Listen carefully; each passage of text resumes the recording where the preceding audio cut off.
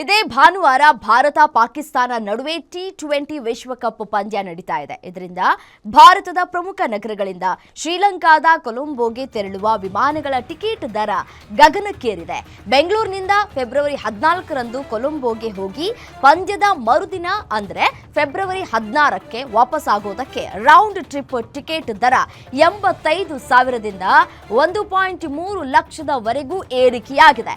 IndiGo ಹಾಗೂ air India ವಿಮಾನ ದರಗಳನ್ನು ಪರಿಶೀಲಿಸಿದಾಗ ಬೆಂಗಳೂರಿನಿಂದ ಕೊಲಂಬೋಗೆ ಸಾಮಾನ್ಯ ದಿನಗಳಲ್ಲಿ ರೌಂಡ್ ಟ್ರಿಪ್ ದರ 15,000ದಿಂದ 20,000 ರೂಪಾಯಿ ಮಾತ್ರ ಇತ್ತು. ಆದರೆ ಭಾರತ ಹಾಗೂ ಪಾಕಿಸ್ತಾನ ಪಂದ್ಯದ ಹೈಪ್ ಎಷ್ಟರ ಮಟ್ಟಿಗಿದೆ ಅಂತಂದ್ರೆ ಪಂದ್ಯ ನಡೆಯುವ ದಿನದ ಹಿಂದಿನ ಒಂದೆರಡು ದಿನ, ಪಂದ್ಯ ಮುಗಿದ ಬಳಿಕ ಒಂದೆರಡು ದಿನದ ಟಿಕೆಟ್ ದರ ಭಾರಿ ಪ್ರಮಾಣದಲ್ಲಿ ಏರಿಕೆಯಾಗಿದೆ.